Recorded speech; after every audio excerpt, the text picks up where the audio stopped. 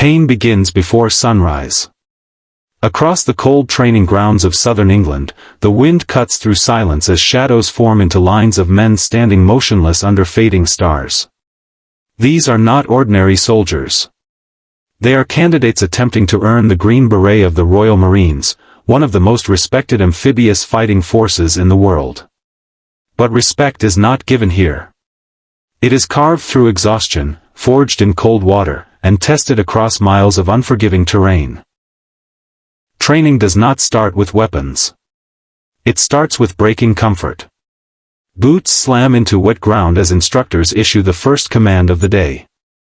Heavy Bergen packs are lifted, straps tightened, rifles secured.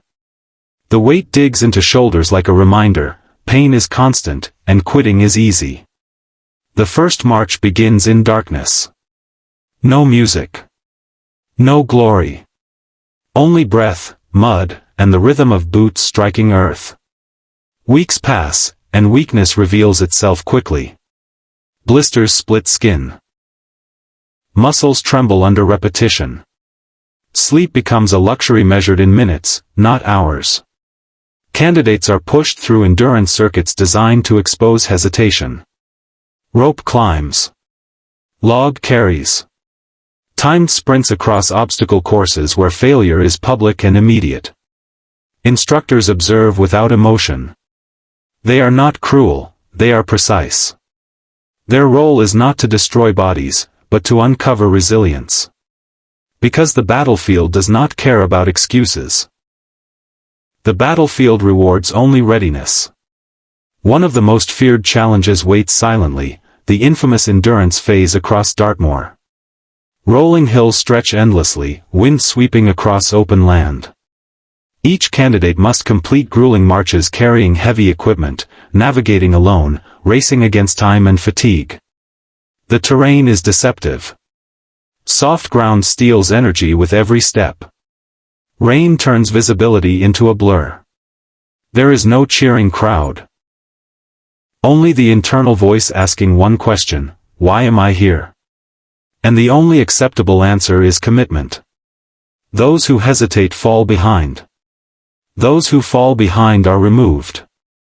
Standards are absolute. Training escalates into amphibious warfare preparation, the core identity of the Royal Marines. In freezing coastal waters, recruits plunge into the sea before dawn. Shock hits instantly. Breath shortens. Muscles tighten. Yet rifles must remain steady. Movement must remain coordinated. From the water, they advance toward the shoreline in formation, simulating real-world landings under potential enemy fire. It is not just about surviving cold, it is about fighting through it. Because amphibious assault demands precision under discomfort. Urban warfare training introduces controlled chaos. Inside darkened buildings, candidates practice close-quarters battle. Doors explode open. Flashbang simulations echo through hallways. Targets appear in split seconds. Decisions must be instant. There is no time to think, only training. Mistakes are corrected immediately. Speed improves. Confidence sharpens. Teamwork becomes instinct. Every man depends on the one beside him. Then comes Arctic warfare preparation. In sub-zero environments, survival becomes tactical science.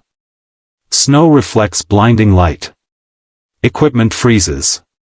Fingers numb despite insulated gloves. Here, commandos learn that cold is not merely weather, it is an enemy. They construct shelters, manage supplies, and maneuver silently across white landscapes. Camouflage blends with snowdrifts. Breathing becomes controlled discipline. In these environments, small errors multiply quickly. Training ensures that adaptability becomes second nature. Jungle warfare shifts the environment completely. Dense foliage limits sight. Humidity drains strength. Every movement must be deliberate. Navigation becomes mental chess. Survival techniques are drilled repeatedly. Water sourcing, concealment, silent communication. Instructors introduce sleep deprivation during this phase. Exhausted minds must still calculate distance, direction, and threat. The purpose is clear: a commando must operate anywhere on Earth without hesitation. Psychological resilience is tested continuously. Stress positions. Timed problem solving under fatigue. Team-based challenges where leadership rotates unexpectedly. The goal is not just strength. It is mental dominance over discomfort. Candidates learn that pain is temporary, but quitting is permanent. Brotherhood forms quietly during shared hardship. When one stumbles, another lifts. The Green Beret is never earned alone. The final test looms, the 30-mile march. Equipment loaded. Route fixed. Time strict. No external motivation exists beyond the will to finish. Faces are hollow from weeks of strain. Legs burn with each incline. Silence dominates the landscape except for boots scraping gravel. The march is not dramatic. It is slow suffering measured in miles. And yet, step by step, they continue. Because by this stage, pain is no longer shocking, it is familiar. And familiarity removes fear. Those who complete it stand changed. Posture straightens. Eyes sharpen. The transformation is subtle but undeniable. When the Green Beret is finally placed upon their head, it is not celebration that fills the air. It is relief mixed with pride.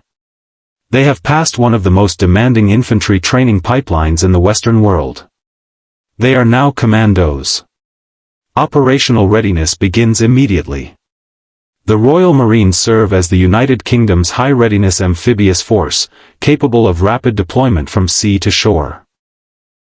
Working alongside units like the British Army and supported by assets from the Royal Navy, they integrate into joint operations that span Arctic patrols, counter-terrorism deployments, and global crisis response missions. Flexibility defines them. Whether deploying from amphibious ships or inserting via helicopter at night, their training ensures immediate effectiveness. But the true lesson of commando training is not aggression, it is discipline.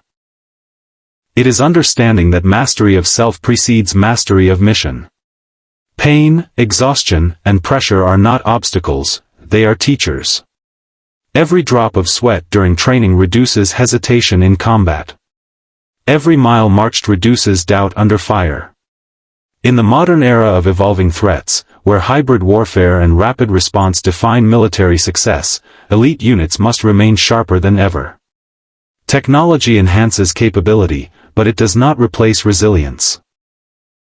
Drones, surveillance systems, precision weapons, all powerful tools. Yet none function without the calm decision-making of highly trained individuals. And that calm is forged here, in mud, ice, and exhaustion. As the sun sets over training grounds once again, a new group of candidates prepares to begin. They will face the same hills, the same cold water, the same doubts. Some will leave. Some will endure. Only a few will earn the right to call themselves commandos. And when crisis strikes somewhere across the globe, when speed and precision determine success, those who endured the pain will move forward without hesitation. Because in the end, UK commandos do not train for comfort. They train for chaos. They train for the mission. They train through pain, so that when the moment comes, they are unbreakable.